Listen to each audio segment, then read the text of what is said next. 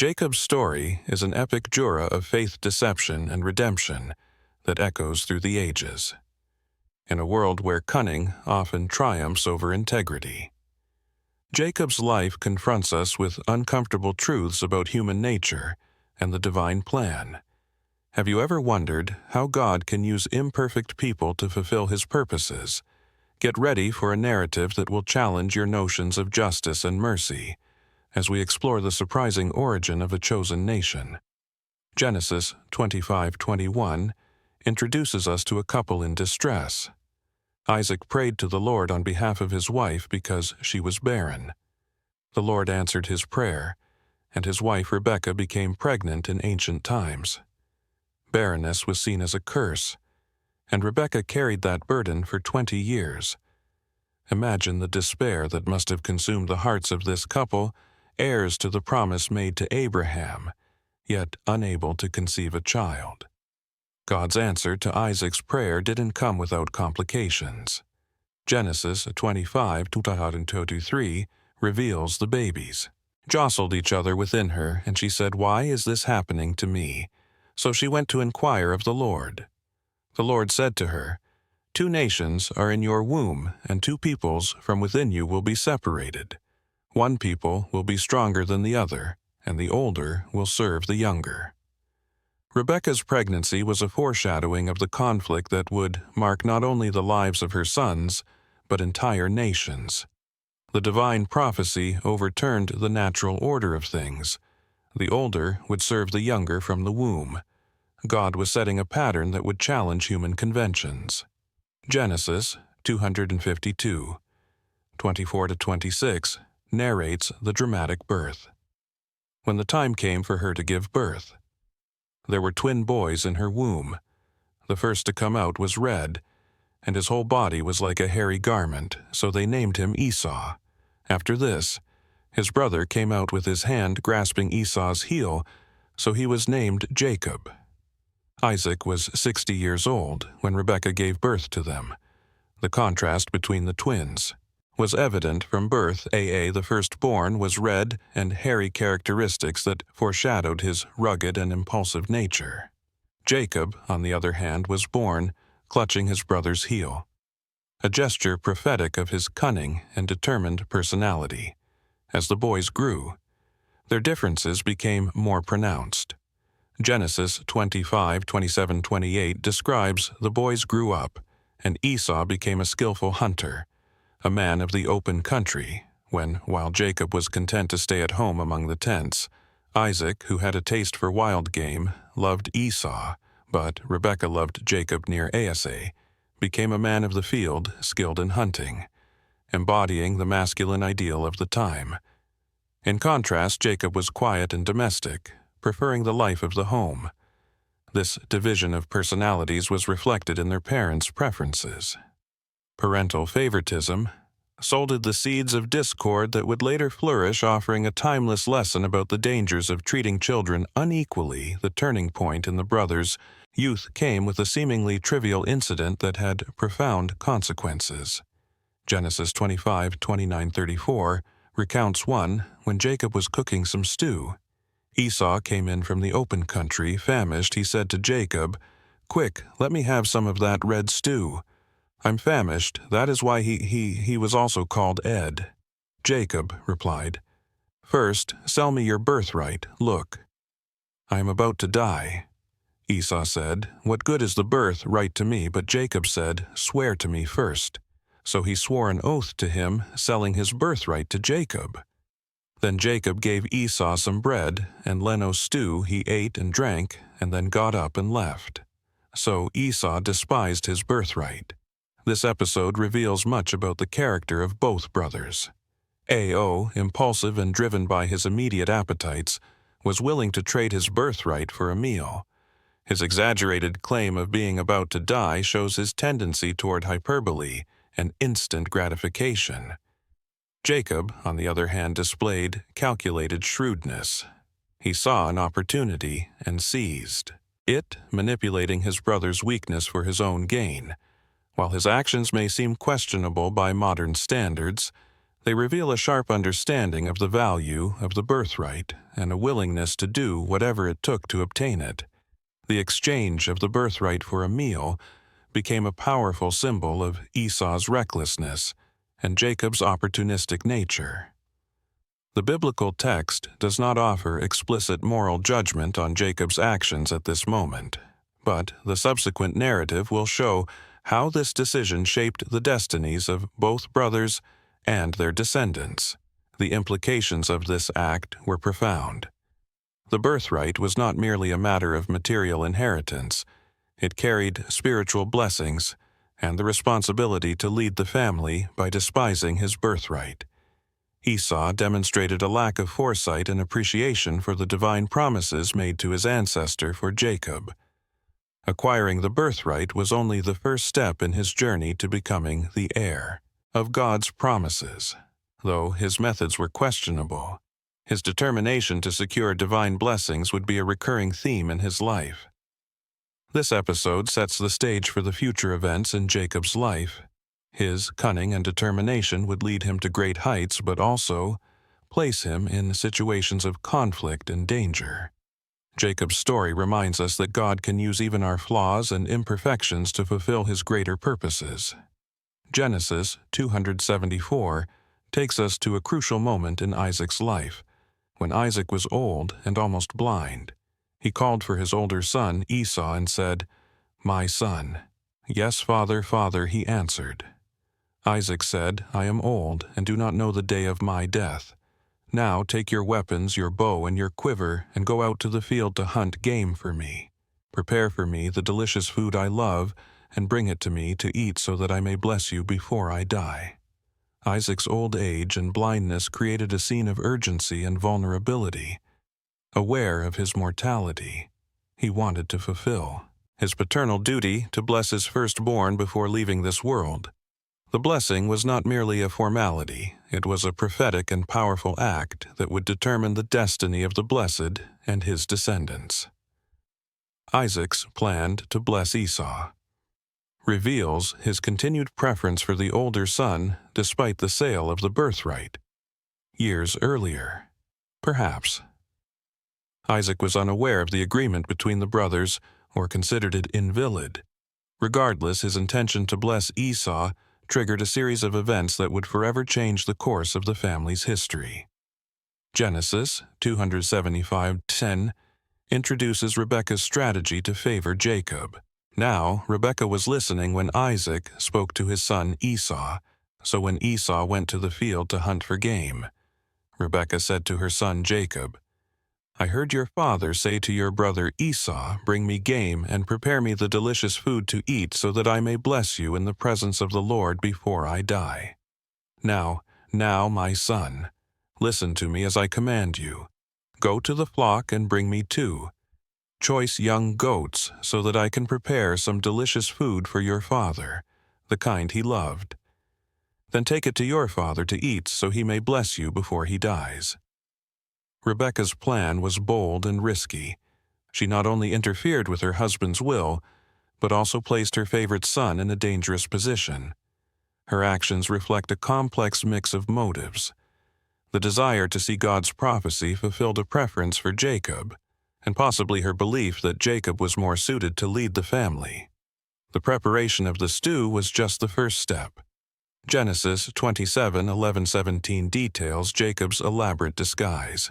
But Jacob said to Rebekah his mother, "But my brother Esau is a hairy man, and I am a smooth man.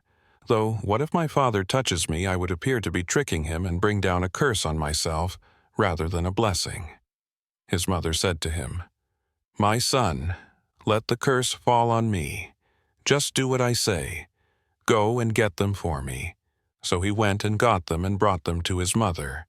And she prepared a delicious food, the kind his father loved. Then Rebekah took the best clothes of Esau, her older son, which she had at home, and put them on her younger son Jacob.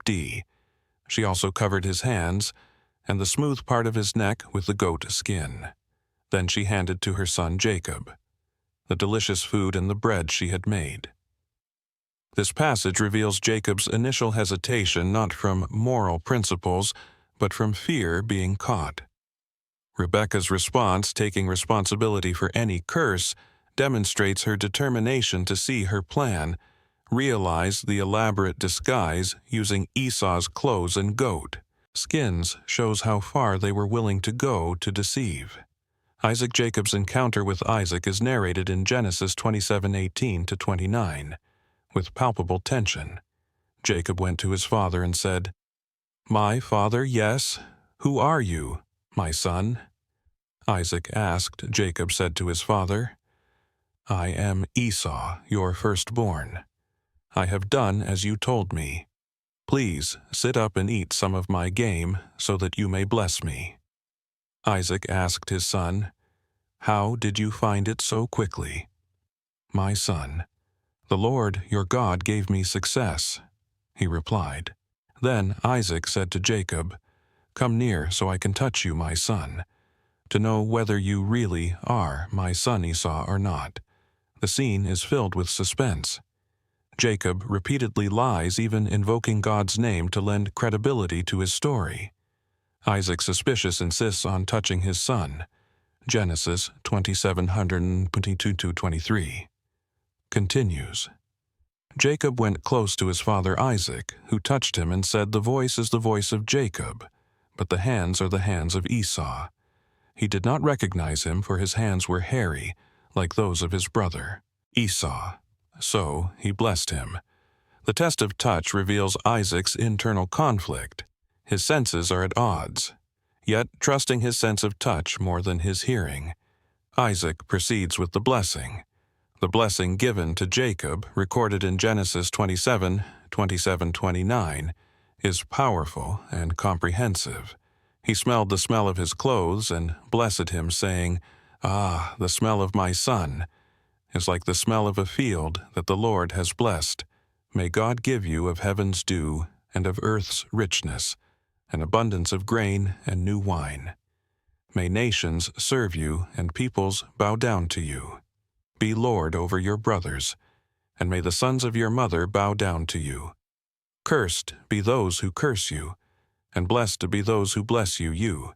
This blessing, rich in imagery and promises, encompasses material prosperity, political dominion, and a special spiritual status. Ironically, the blessing includes dominion over his brothers, echoing the prophecy given before the twins were born, Esau's return, and the discovery of the deception are narrated with dramatic intensity in Genesis 27:35-35. After Isaac finished blessing him, and Jacob had scarcely left his father's presence, his brother Asa came in from hunting. He, too, prepared some delicious food and brought it to his father. Then he said to him, "My father, sit up and eat some of my gain so that you may bless me." His father Isaac asked him, "Who are you?" "I am Esau, your firstborn," he answered. Isaac trembled violently and said, "Who was it then that hunted game and brought it to me? I ate it just before you came, and I blessed him.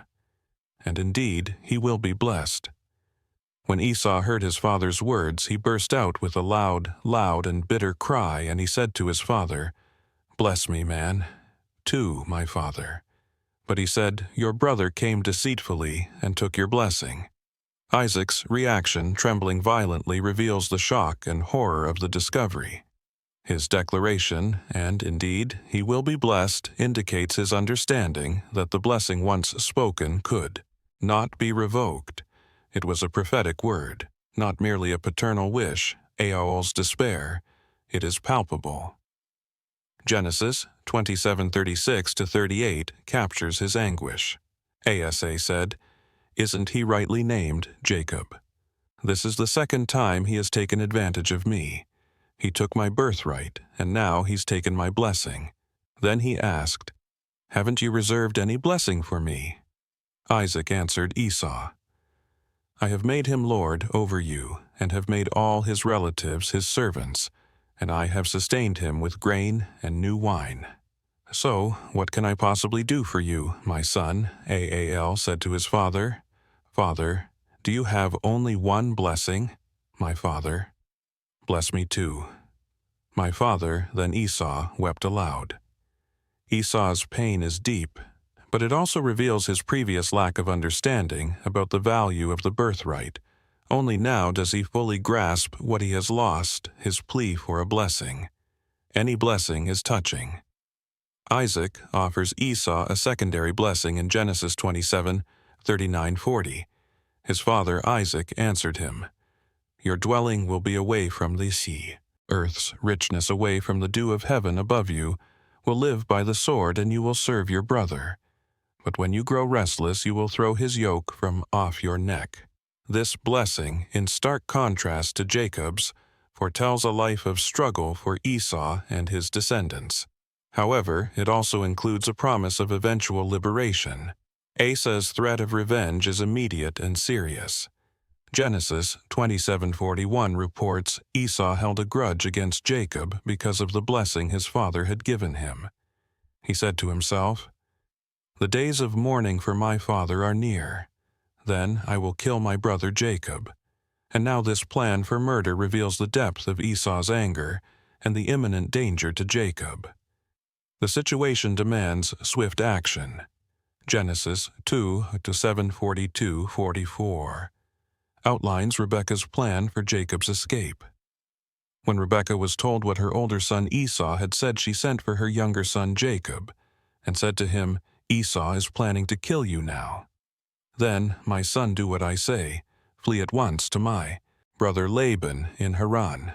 Stay with him for a while until your brother's fury subsides, when your brother is no longer angry and forgets what you did to him. I'll send word for you to come back from there. Why should I lose both of you in one day?" Rebekah's plan demonstrates her ongoing cunning. She not only protects Jacob from Esau's immediate wrath, but also ensures the continuity of the promised lineage. Her last statement suggests she fears not only for Jacob's life, but also for the consequences Esau would face if he killed his brother. Jacob's departure for Haran, narrated in Genesis 28:15, marks the beginning of a new chapter in his life. Isaac called for Jacob and blessed him and commanded him, "Do not marry a Canaanite woman. Go at once to Paddan Aram, to the house of your mother's father Bethuel. Only take a wife for yourself there from among the daughters of Laban. Your mother's brother may God Almighty bless you and make you fruitful and increase your numbers, until you become a community of peoples. Leon, may he give you and your descendants the blessing given to Abraham, so that you may take possession of the land where you now reside as a foreigner, the land God gave to Abraham."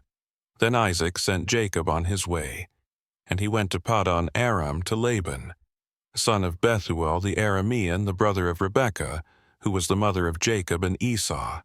This passage reveals that Isaac, despite the deception, accepts God's will and blesses Jacob again. This time, knowingly, he also gives specific instructions about marriage, emphasizing the importance of maintaining the purity of the family life. Thus, Jacob departs, leaving behind a divided family and an enraged brother. His journey to Haran is not just a physical escape, but the beginning of a spiritual transformation. The events that follow will shape his character and prepare him to become Israel, the father of the 12 tribes. The story of Jacob's deception and flight is a powerful reminder of how human actions, even those motivated by ambition or fear, can be used by God to fulfill His greater purposes. It also illustrates the lasting consequences of our choices and the complexity of family relationships. Genesis 28:1-1 marks the beginning of Jacob's journey toward Haran. Jacob left Beersheba and set out for Haran. When he reached a certain place, he stopped for the night because the sun had set. Taking one of the stones there, he put it under his head and lay down to sleep.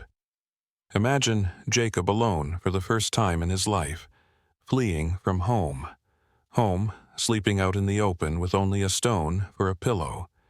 It is at this moment of vulnerability that God chooses to reveal Himself to Jacob in an extraordinary way. Genesis 281:12-15 describes Jacob's famous dream. He had a dream in which he saw a stairway resting on the earth with its top reaching to heaven, and the angels of God were ascending and descending on it.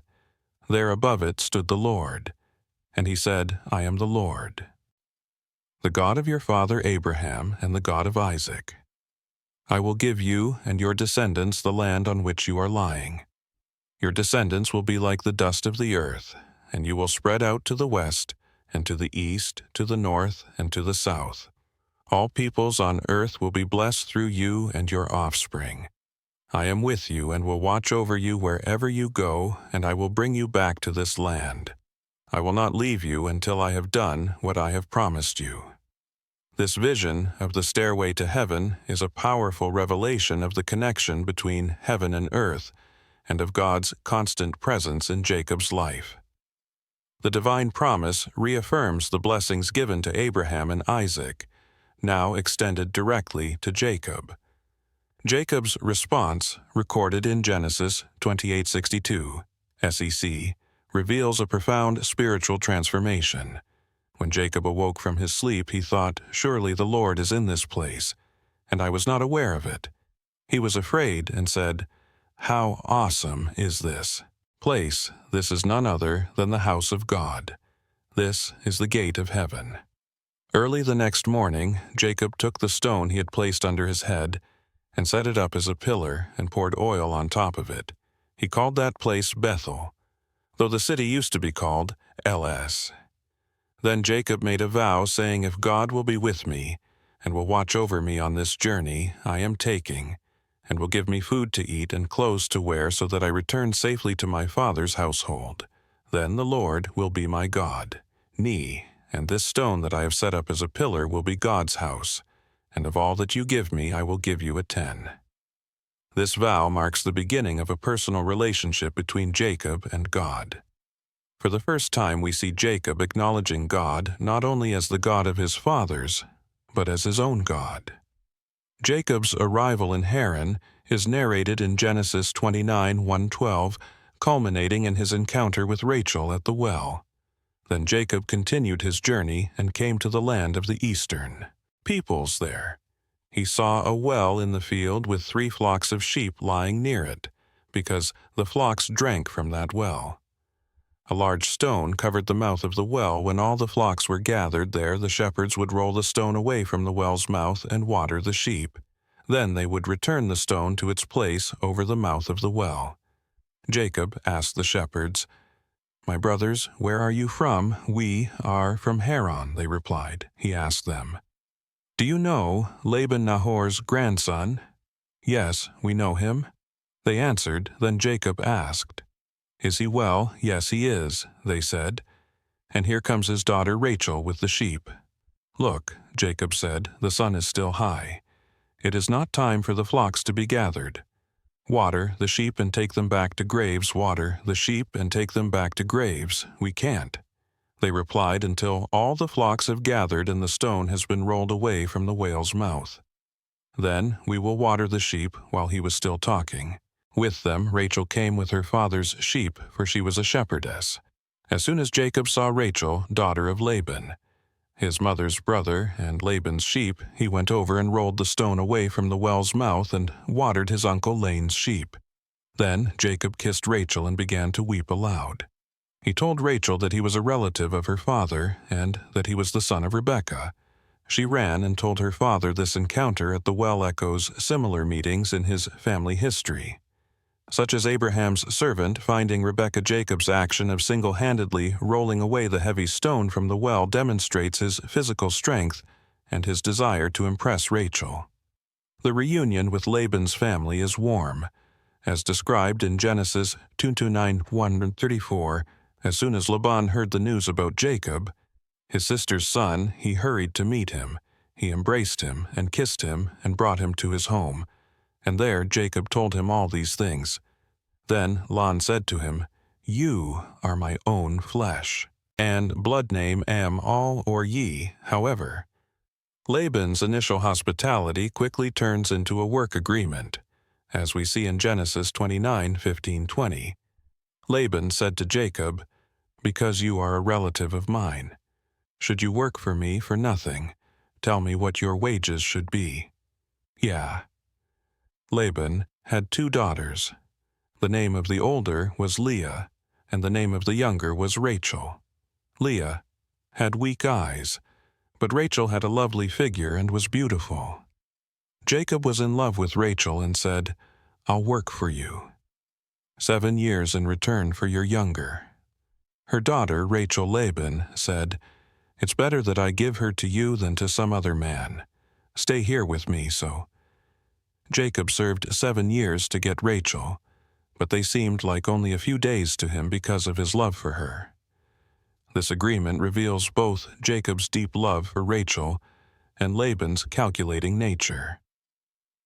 The 7 years of labor are an ironic inversion of Jacob's situation. He who deceived his father and brother now works faithfully for 7 years.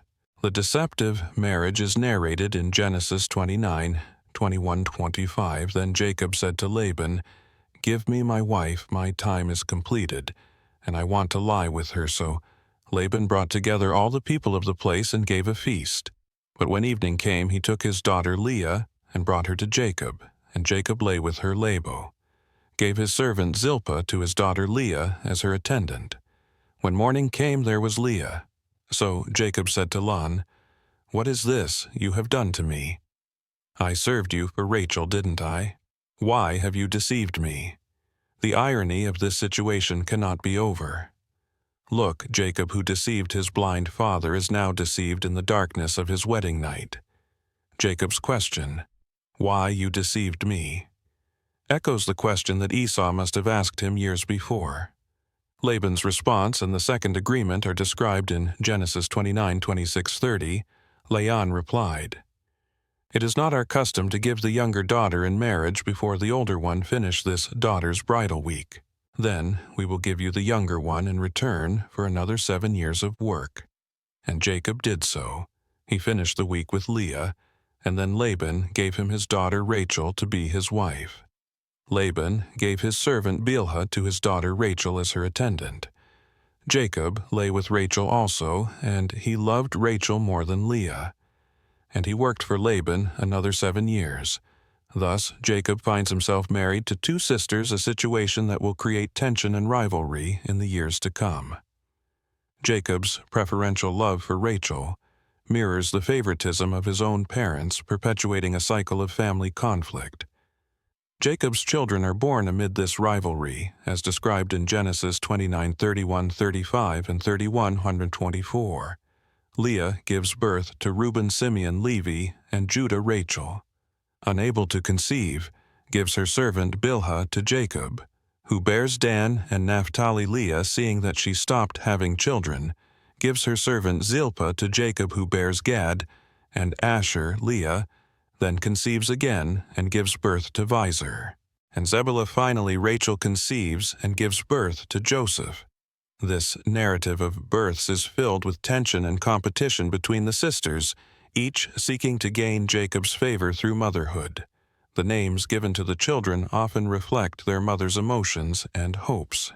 The years in Haran transformed Jacob from a young bachelor into a man with a large and complex family through deceit, hard work, and family rivalries. Jacob begins to experience the consequences of his past action. However, amid all this, we see the gradual fulfillment of God's promise to make him a great nation. Genesis 30:25-28 marks the beginning of Jacob's desire to return to his homeland after Rachel gave birth to Joseph. Jacob said to Laban, "Send me on my way so I can go back to my own homeland. Give me my wives and children for whom I have served you, and I will be on my way. May you know how much work I have done for you." But Laban said to him, "If I have found favor in your eyes, please stay. I have learned by divination that the Lord has blessed me. Because of you," he added name, "your wages and I will pay them." This passage reveals the tension between Jacob's desire to return and Laban's desire to keep him, recognizing the blessings Jacob has brought. Jacob's prosperity as a shepherd is described in Genesis 30:29-43. Jacob proposes an apparently unfavorable deal for himself, asking only for the speckled and spotted animals from the flock. However, through a combination of selective breeding and possibly divine intervention, Jacob manages to significantly increase as well. Genesis 31 describes the growing resentment of Laban's sons and God's command for Jacob to return. Jacob, however, heard that Laban's sons were saying, "Jacob has taken everything that belonged to our father and gained all this wealth at our father's expense." And Jacob noticed that Laban no longer treated him as before.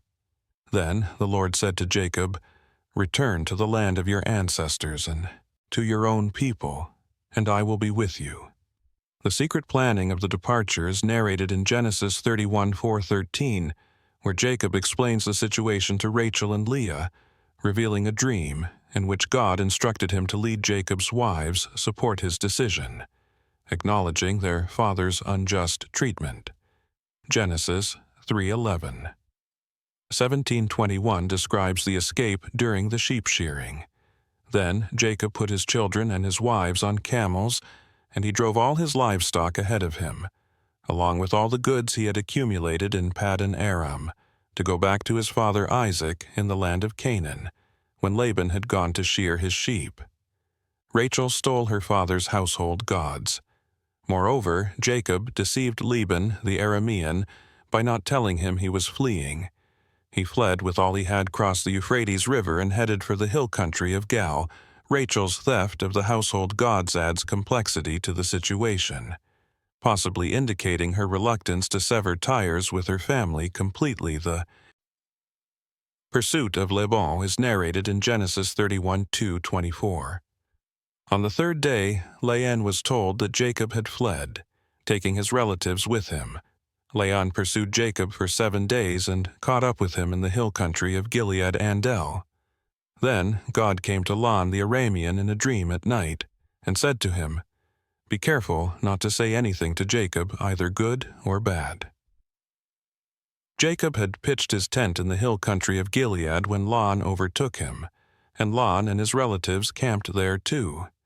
God's warning to Laban in a dream demonstrates his continued protection over Jacob, even when Jacob's actions were questionable.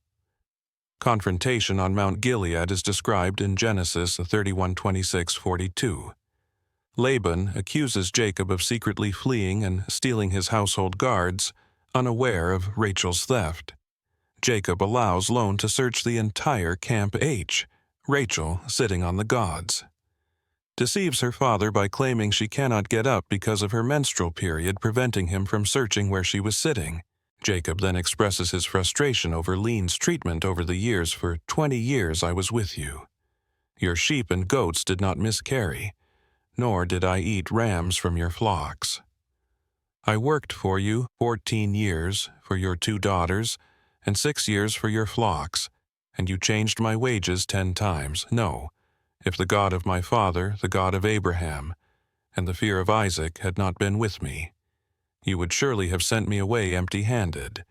But God has seen my hardship and the toil of my hands, and last night he rebuked you anew."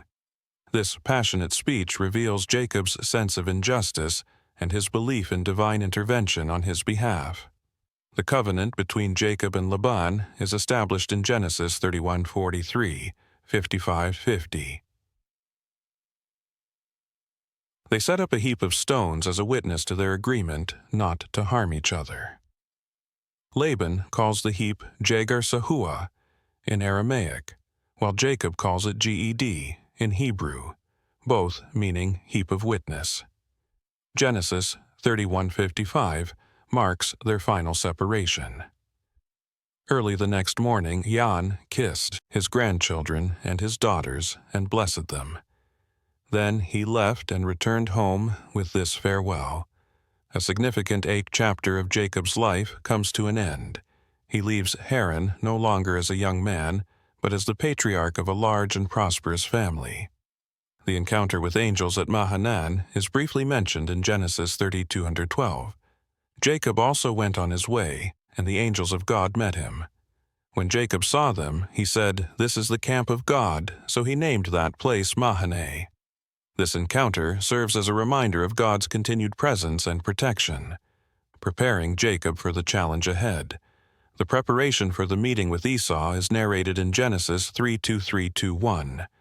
Jacob sends messengers ahead to inform Esau of his arrival.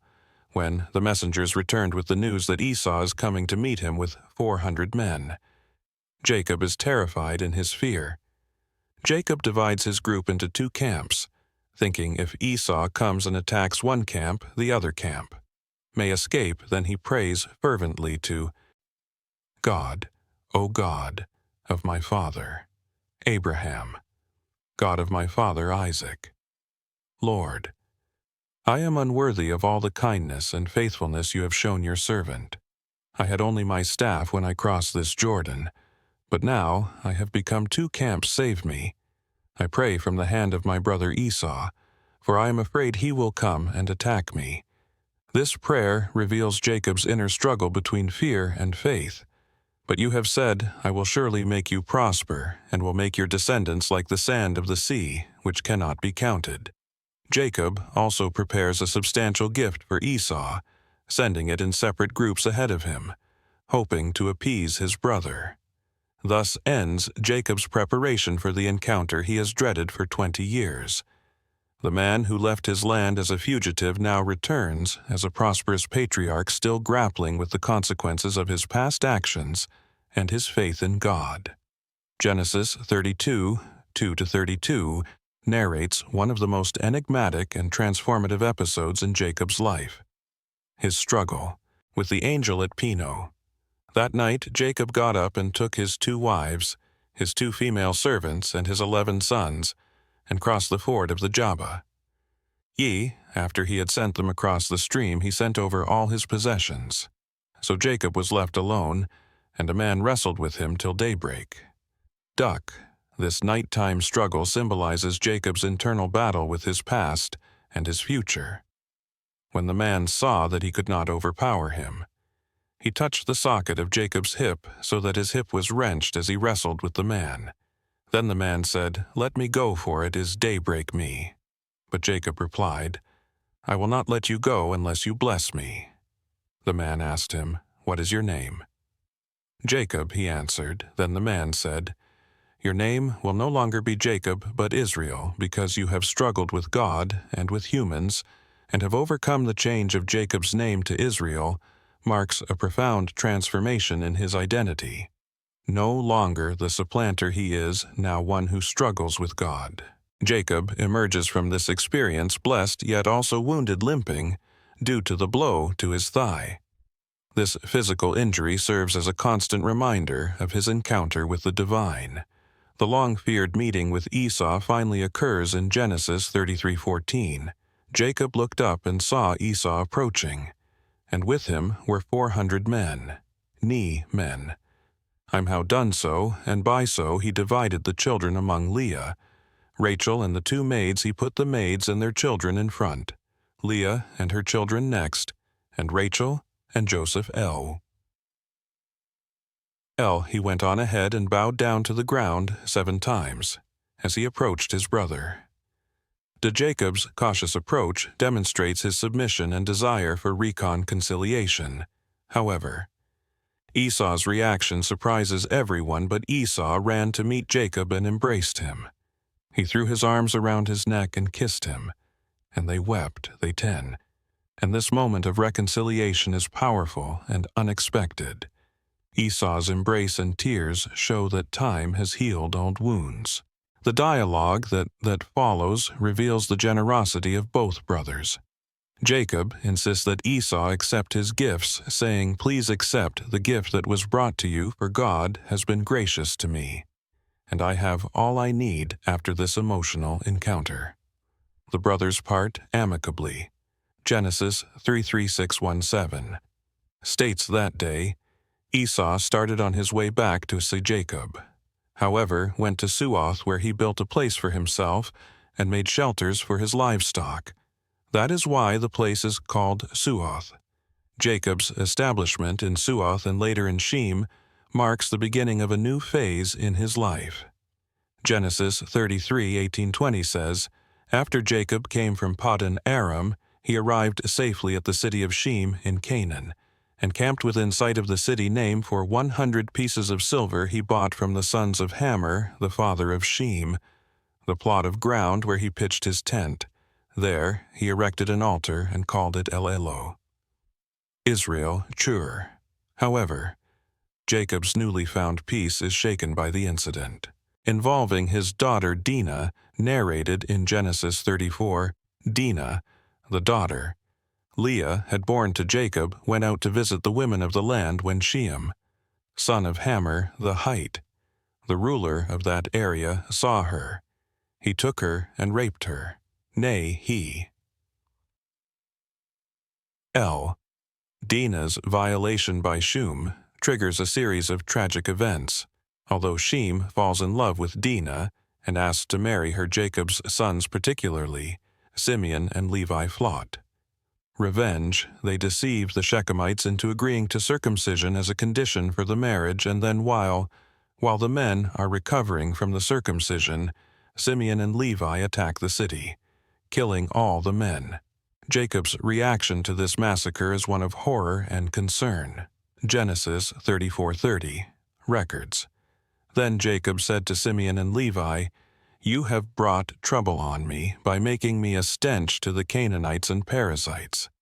The people living in this land, we are few in number, and if they join forces against me and attack me, I and my household will be destroyed after."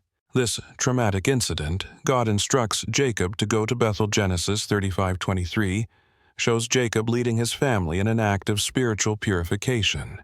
So Jacob said to his household and to all who were with him, "Get rid of the foreign gods you have with you and purify yourselves and change your clothes. Then come, let us go up to Bethel, where I will build an altar to God, who answered me in my day of distress, and who has been with me wherever I have gone in Bethel." God reaffirms his promise to Jacob and confirms his name, changed to Israel. Genesis 3:5-112 says, God said to him, "Your name is Jacob, but you will no longer be called Jacob. Your name will be Israel." So he named him Israel. And God said to him, "I am God Almighty. Be fruitful and increase in number. A nation and a community of nations will come from you, and kings will be among your descendants. The land I gave to Abraham and Isaac I give to you, and I will give this land to your descendants after you on the journey from Bethel to Ephrath. Rachel goes into labor. Genesis 35:1-2 narrates. Then they moved on from Bethel, while they were still some distance from Eth. Rachel began to give birth and had great difficulty. And as she was having great difficulty in childbirth, the midwife said to her, "Don't despair, for you have another son." As she breathed her last, for she was dying, she named her son Benani, but his father named him Benjamin. So Rachel died and was buried on the way to Ephrath. That is Bethlehem. Rachel's death during Benjamin's birth is a devastating blow to Jacob, marking the end of a significant chapter in his life. The chapter concludes with a final trial for Jacob. The incident involving Reuben and Bilhah, briefly mentioned in Genesis 35:22, while Israel was living in that region.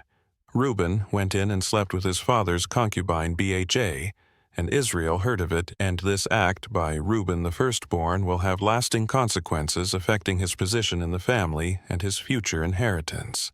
Thus, this period in Jacob's life is marked by reconciliation and spiritual renewal, but also by personal and familial tragedies that continue to shape his character and the future of his lineage. Genesis 35:27 marks Jacob's return to his father's house. Jacob came home to his father Isaac in Mamre, near Kirth Arba, that is Hebron, where Abraham and Isaac had stayed, and Eli. This return completes the cycle of Jacob's journey, bringing him back to his roots. The death and burial of Isaac are briefly narrated in Genesis 35:28-29. Isaac lived 180 years. Then he breathed his last and died, and was gathered to his people, old and full of years now, and his sons Esau and Jacob buried him. This moment of mourning briefly unites the brothers once again. The narrative then shifts to Joseph, Jacob's favorite son. Genesis 37, 3-4 describes, "Now Israel loved Joseph more than any of his other sons, because he had been born to him in his old age, and he made an ornate robe for him, and his brothers saw that their father loved him more than any of them. They hated him and could not speak a kind word to him." Jacob's favoritism toward Joseph echoes Jacob's own past as his mother's favorite son, creating similar family tensions. The special coat, often translated as coat of many colors, becomes a tangible symbol of this favoritism. Joseph's dreams, narrated in Genesis 3:7-5-11, intensify his brother's jealousy. Joseph dreams that his sheaves of wheat rise, while his brother's sheaves bow down to him in another dream. The sun, the moon, and 11 stars bow down to him. These prophetic dreams, although poorly received by his brothers and even by his father, foreshadow Joseph's future role as the savior of his family. The sale of Joseph by his brothers is a dramatic turning point in the story. Genesis 371:18-20 recounts their initial plan to kill him, but they saw him from a distance, and before he reached them they plotted to kill him. "Here comes that dreamer," they said. To one another, "Come. Now let's kill him and throw him into one of these cisterns and say that a ferocious animal devoured him. Then we'll see what comes of his dreams." Reuben's intervention, described in Genesis chapter 21:22, saves Joseph's life. When Reuben heard this, he tried to rescue him from their hands, saying, "Let's not take his life. Don't shed any blood," he said. "Throw him into this cistern here in the wilderness, but don't lay a hand on him." Reuben said this to rescue him from them and take him back to his father. However, Judah's suggestion to sell him prevailed. Genesis 37:26-28 narrates, "Judah said to his brothers, 'What will we gain if we kill our brother and cover up his blood? Come, let's sell him to the Ishmaelites and not lay our hands on him. After all, he is our brother, our own flesh and blood.' His brothers agreed. So when the Midianite merchants came by, his brothers pulled Joseph up out of the cistern and sold him for 20 shekels of silver to the Ishmaelites, who took him to Egypt. The deception of Jacob's sons is detailed in Genesis 37:33-23. Then they got Joseph's robe, slaughtered a goat, and dipped the robe in the blood. They took the ornate robe back to their father and said, 'We found this, examine it to see whether it is your son's robe.' He recognized it and said, 'It is my son's robe. Some ferocious animal has devoured him. Joseph has surely been torn to pieces.'" Jacob's intense mourning is poignant. Genesis 37:34-35 describes, "Then Jacob tore his clothes, put on sackcloth, and mourned for his son many days. All his sons and daughters came to comfort him, but he refused to be comforted. 'No,' he said, 'I will continue to mourn until I join my son in the grave.' So his father wept for him." The years of sadness and mourning for Joseph are a dark period in Jacob's life. Unaware of his beloved son's true fate, he lives with deep pain that even the rest of his family cannot alleviate the narrative, then moves to a time of famine in the land of Canaan. Genesis 4:1-2 recounts when Jacob learned that there was grain in Egypt. He said to his sons, "Why do you just keep looking at each other?" He continued, "I have heard that there is grain in Egypt. Go down there and buy some for us, so that we may live and not die." Sending his sons to Egypt to buy food sets off a chain of events that will eventually lead to the family reunion, the detention of Simeon in Egypt, and the demand to bring Benjamin on the next visit create a dilemma for Jacob. Genesis 42:36 captures Jacob's anguish. Their father Jacob said to them, "You have deprived me of my children. Joseph is no more. Simeon is no more. And now you want to take Benjamin. Everything is against me." His reluctance to send Benjamin, the last son of his beloved Rachel, is understandable. in light of his previous losses. The second trip to Egypt with Benjamin is narrated in Genesis 43. Judah's insistence and his personal guarantee for Benjamin's safety finally convinced Jacob to let him go. Genesis 43:11-14 shows Jacob blessing the mission. Then their father Israel said to them, "If it must be, then do this. Put some of the best products of the land in your bags, and take them down to the man as a giftie. And may God Almighty grant you mercy before the man, so that he will let your other brother and Benjamin come back with you. As for me, if I am bared, I am bed." Joseph's revelation to his brother. Others, narrated in Genesis 45, is one of the most emotional moments in the biblical narrative when Joseph finally reveals himself. He sends his brothers back with a message for Jacob. In Genesis 45:9-11, "Now hurry back to my father and say to him, 'This is what your son Joseph says. God has made me Lord, all Egypt, come down to me. Don't delay, no, you shall live in the region of Goan, and be near me. You, your children and grandchildren, your flocks and herds, and all you have, I will provide for you there. Otherwise, you and your household and all who belong to you will become destitute. May SC no." The invitation for Jacob to move to Egypt is initially met with disbelief. Genesis 45:26-28. The scribes, they told him, "Joseph is still alive. In fact, he is ruler of all Egypt." Jacob was stunned. He did not believe them, but when they told him everything Joseph had said to them, and when he saw the carts Joseph had sent to carry him back, the spirit of their father Jacob revived. And Israel said, "I'm convinced my son Joseph is still alive. I will go and see him before I die." Jacob's initial hesitation is understandable, given the magnitude of the news. However, he receives divine confirmation in Beer. Sheba, as narrated in Genesis 4:46-44, "And God spoke to Israel in a vision at night and said, 'Jacob, Jacob, here I am.' He replied, Then God said, 'I am God, the God of your father. Do not be afraid to go down to Egypt, for I will make you into a great nation. There I will go down to Egypt with you, and I will surely bring you back again, and Joseph's own hand will close your eyes.'" The journey to Egypt and the emotional reunion with Joseph are described in Genesis 46:29-30. Joseph had his chariot made ready and went to Goshen to meet his father Israel. As soon as Joseph appeared before him, he threw his arms around his father and wept for a long time.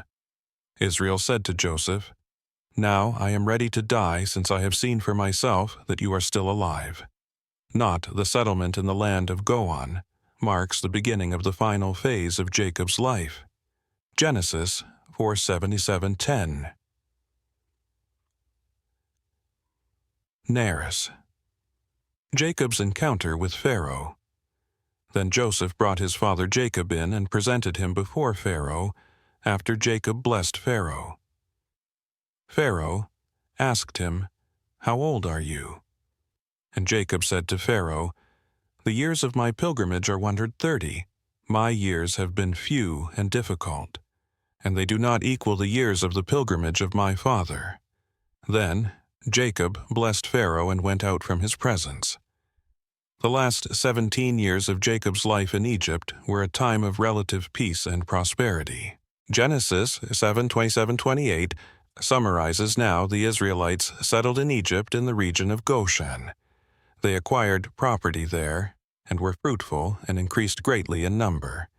Jacob lived in Egypt 17 years, and the years of his life were 147. Jacob's final blessings are recorded in Genesis 48 and 49. He adopts Ephron and Manasseh, Joseph's sons, as his own, elevating them to the status of tribes in a reflection of his own story. Jacob crosses his hands as he blesses them, giving the younger Ephraim the greater blessing. The prophecies for each of Jacob's 12 sons narrated in Genesis 49 are rich in symbolism and meaning for Israel's future as a nation. Each son receives a blessing, or, in some cases, a rebuke that will shape the destiny of his tribe. Jacob's instructions for his burial are clear and emphatic. Genesis 4:9-9:32 records, "Then Jacob gave them these instructions. I am about to be gathered to my people. Bury me with my father. Father's in the cave in the field of Ephron, Hittite near Mamre in Canaan, which Abraham bought along with the field as a burial place from Ephron, the Hittite there. Abraham and his wife Sarah were buried there. Isaac and his wife Rebekah were buried. And there I buried Leah Jacob's death." And the national mourning in Egypt are described in Genesis 49:33-50. To when Jacob had finished giving instructions to his sons, he drew his feet up into the bed, breathed his last, and was gathered to his people. Joseph threw himself on his father and wept over him and kissed him. Then Joseph directed the physicians in his service to embalm his father Israel. The Egyptians mourned for him. 70 days then, while the grand funeral and burial in the cave of Marpah, narrated in Genesis 57:13, mark the end of Jacob's earthly life, but not the end of his legacy.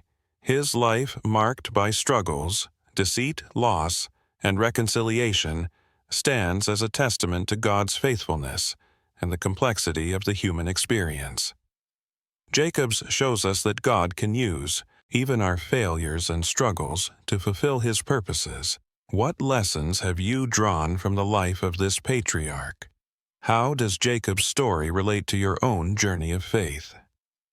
If this video touched your heart or made you reflect, don't keep it to yourself. Share it with someone who could benefit from this message. Jacob's story reminds us that transformation is possible for all of us. Did you enjoy this content? Then don't forget to subscribe to the channel and turn on notifications so you won't miss any of our upcoming videos about biblical characters and the life lessons we can learn from them. Remember, just as God worked in Jacob's life, He wants to work in your life too. See you in the next video.